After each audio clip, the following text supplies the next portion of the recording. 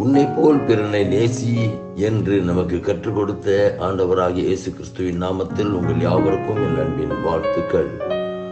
உன்னை போல் பிறனை நேசி. உயிர்கள் அனைத்தையும் நேசிக்க வேண்டும் என்பதே இதன் உள்ளான அர்த்தம். உலகத்திலே வாழ்ந்தாலும் உலகத்தின் உயிர்களிடத்தில் அன்பு பாராட்டாதிருந்தால் நாம் வாழ்வதில் எந்த பிரயோஜனமும் இல்லை. மார்டின் டி போரஸ் தென் அமெரிக்காவில் உள்ள பெருநாட்டில் 1579 பிறந்தார்.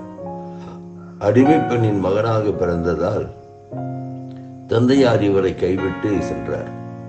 ஏழ்மையும் வறுமையும் இவர் வாழ்க்கையை மிகவும் இக்கட்டுக்குள் மாற்றின. நிறைவேற்றுமையாலும் அடிமைத்தன வழக்கத்தினாலும் இவர் மிகவும் பாதிக்கப்பட்டார். எனினும் சிறு பிராயத்திலேயே ஆண்டவர் மீது அளவற்ற அன்பும் நம்பிக்கையும் வைத்திருந்ததினால் எல்லாரிடமும் சகஜமாக பழகும் நல்ல பண்பு பெற்றிருந்தார். கடவுள் முன்னிலையில் அனைவரும் சமம் என்ற வாசகம் இவரை மிகவும் கவர்ந்த ஒன்று. ஒருமுறை இவர் மடத்தில் வறுமை நிலவியது. பொருட்கள் அனைத்தையும் விற்று வாழ்க்கை நடத்த வேண்டிய கட்டாய நிலைக்கு தள்ளப்பட்டார். அப்போது மார்டின் மட அதிபரிடம் சென்று இந்த எளிய அடிமையை விற்று அதில் கிடைக்கும் பணத்தினால் ஏழைகளுக்கு உதவி செய்யுங்கள் என்று தன்னை அர்ப்பணித்தார் மார்டின் டி போரஸ்.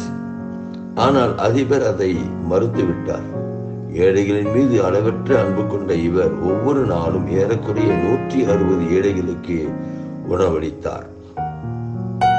பணக்காரர்களிடம் உதவி பெற்று வாரந்தோறும் பல $1000 மதிப்புள்ள பொருட்களை வழங்கினார்.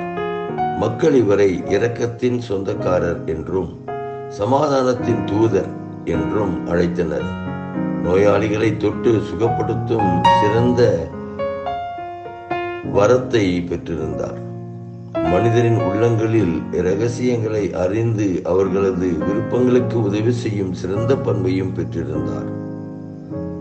துறவற சபையிலே அனைத்து பணியாளர்களுக்கும் முன்மாதிரியாகவும் சிறந்த வழிகாட்டியாகவும் வாழ்ந்து காட்டினார். இதனால் அருள் செயல்களின் தந்தை என்றும் அழைக்கப்பட்டார். எத்தனை புனை பெயர்கள்! அன்பரே, நம்மை போல் பிற உயிர்களையும் நேசிக்கிறவர்களாய் இருக்கிறோமா? சிலரது ஆவல் பொன், சிலரது ஆவல் புகழ், என் ஆவலோ ஆன்மாக்கிலே என்று வில்லியம் பூத் தன்னை பற்றி கூறுகிறார். ஆண்டவரே, என்னை போல் பிறரை நேசித்து அனைவரிடமும் உம் புகழ் கூற என்னை பயன்படுத்தும் என்று குயவனின் கரங்களில் ஒப்பு கொடுப்போமா? கர்த்தர் நம்மை ஆசீர்வதிப்பாராக.